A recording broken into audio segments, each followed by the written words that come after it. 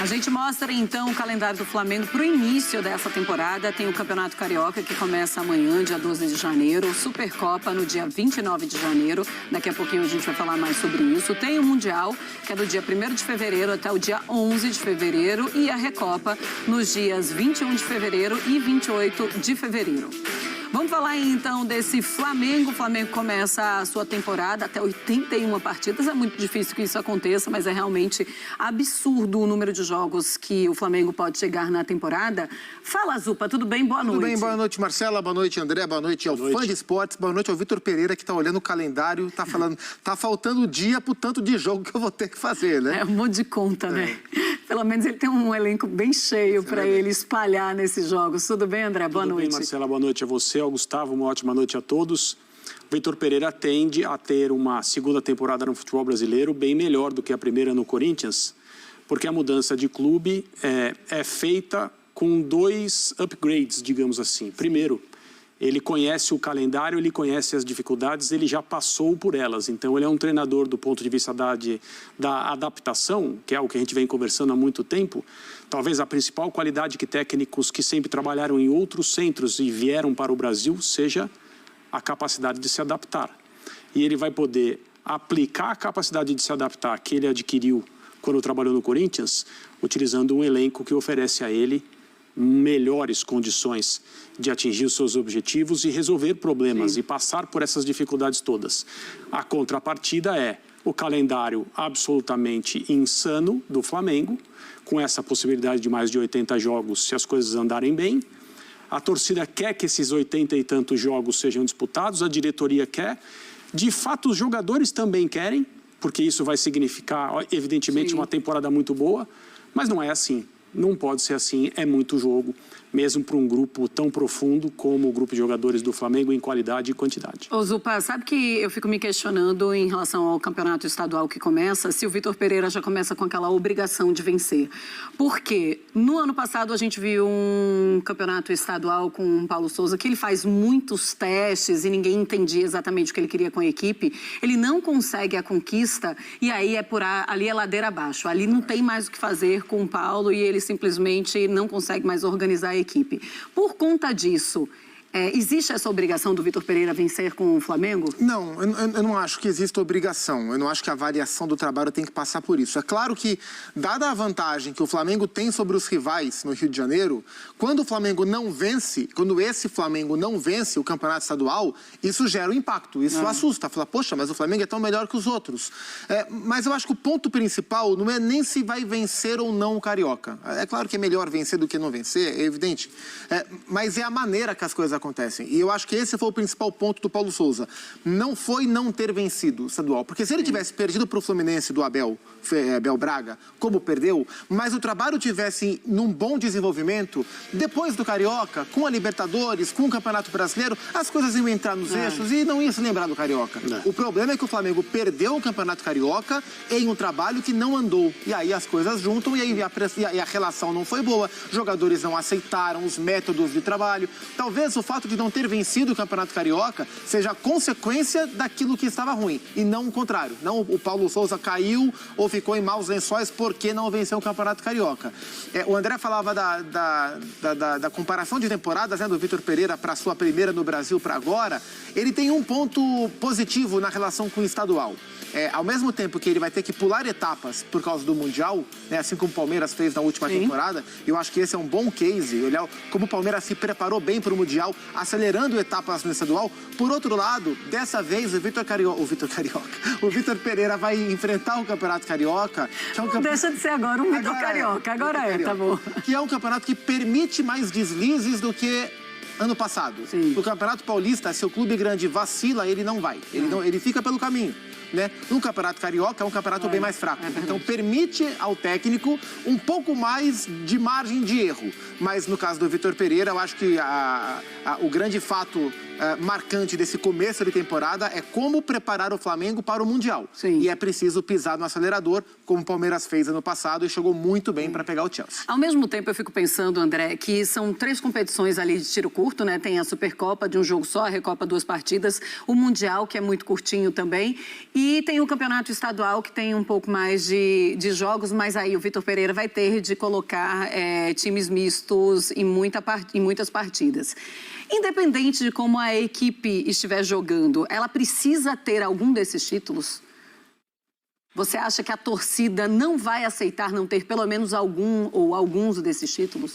Eu acho que se o Flamengo não conquistar alguma coisa nesse início de trabalho, diante da pressão e das possibilidades, aconteceria o que normalmente a gente vê nos clubes grandes de massa, especialmente aqueles que são cotados, né?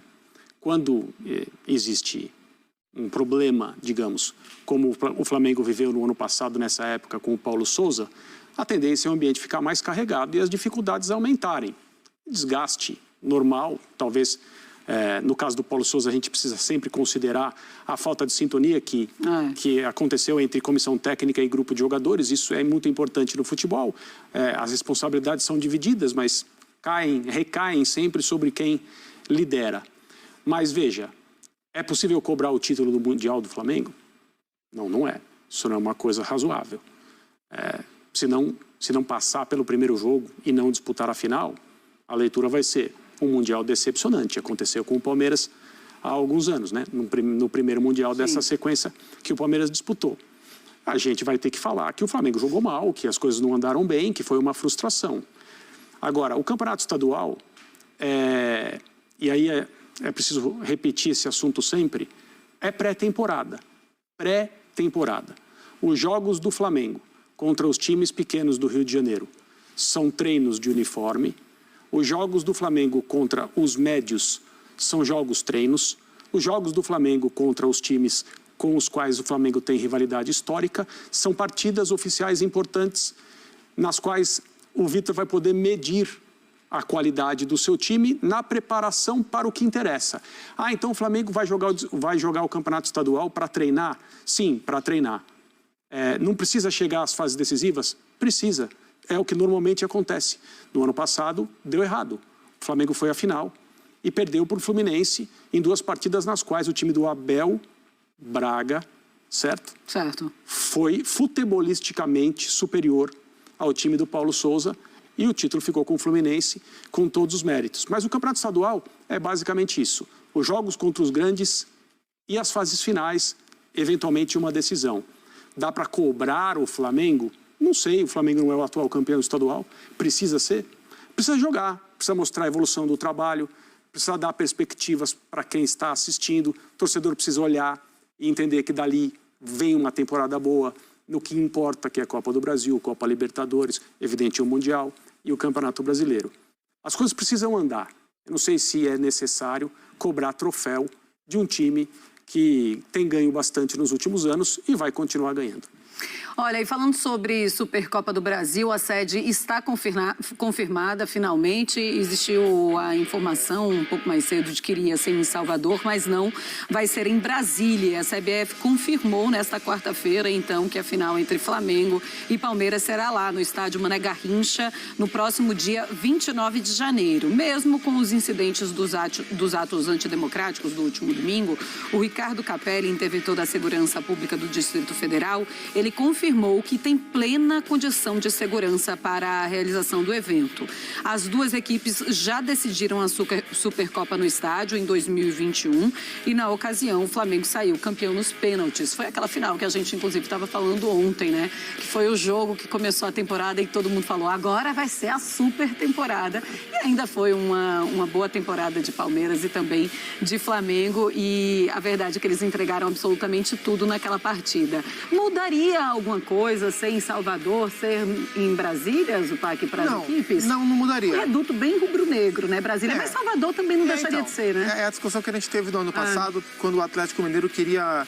O Atlético chegou a sugerir a Supercopa em Belo Horizonte, porque ele era o campeão das 2 competições, mas isso não estava no regulamento. De novo, em Brasília, assim, eu sinceramente preferiria que fosse uma sede itinerante, que fosse para Manaus um ano, que fosse para Porto Alegre no outro, que rodasse. Sim. Ou rodasse os estádios, os grandes estádios que são menos utilizados para grandes jogos, mas que não fosse sempre em Brasília. Enfim, o que eu acho que não dá, independentemente de onde é a sede, e aliás, a CBF chegou a cogitar levar para Orlando, e as duas equipes bateram o pé, porque o Flamengo tem que jogar campeonato estadual, tem a Recopa, tem que se preparar para o Mundial no Marrocos, e ainda a CBF ia fazer o Flamengo ia chegar até Orlando, que ia levar muito mais tempo de ir e voltar do que bater para Brasília e voltar, e o mesmo se aplica ao Palmeiras com seus compromissos, e que bom que ficou aqui pelo Brasil mesmo. Mas o que não dá, independentemente da escolha da sede, é o prazo, né? Sim. É o prazo.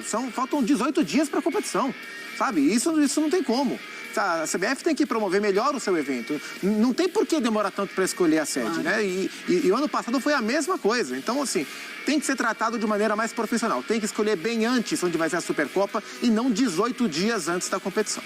Olha, uma última informação, mas acabou de sair essa informação. Está no Twitter da CBF dizendo que, a pedido da administração do estádio, a Supercopa do Brasil vai ser disputada agora no dia 28 de janeiro. Primeiro, a gente falava que iria ser no dia 28 de janeiro, realmente, às 6h30. Depois passou para domingo, às 4 horas da tarde, e agora voltou para o sábado. Então, vai ser no sábado, às 4h30 da tarde, no estádio Mané Garrincha, em Brasília. A decisão entre Palmeiras e Flamengo, vencedores do Campeonato Brasileiro e da Copa do Brasil de 2022, respectivamente. Está aqui, então, agora, no Twitter da CBF, o primeiro comentário da mensagem. Cuidado, hein? Sai ler os comentários aí, cada bomba. Agora, assim... É muito bom. Eu sinceramente espero que Brasília tenha segurança para promover um evento como esse. Eu sinceramente não sei, mas eu sei que para a capital federal é muito importante esse evento, ele é importante, né? Porque se for realizado um jogo desse tamanho, pacificamente, é uma mostra que a capital federal dá para o país de que, olha, a situação em Brasília, as autoridades, né? Olha, a situação em Brasília está controlada. Mas eu, sinceramente, não tenho essa certeza e tenho um pouco de receio do que pode acontecer. E aí, André, o que você achou? Sede em Brasília, tantas mudanças, mudaria alguma coisa ou muda alguma coisa ser em Brasília ou em Salvador ou em outro lugar? Eu acho que a gente não pode mais conviver com a impressão, com a sensação de que a Supercopa, que em tese é o evento, ou pelo menos ele foi criado para ser assim, que abre o ano futebolístico brasileiro com os dois times que venceram as competições nacionais importantes no ano anterior, é um problema a ser resolvido. A gente não pode ter essa sensação.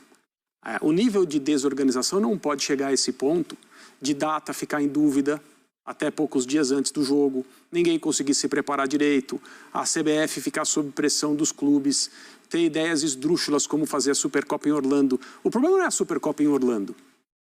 O problema é alguém aparecer com a ideia de levar o jogo para Orlando agora. 18 dias do jogo. Esse é o problema.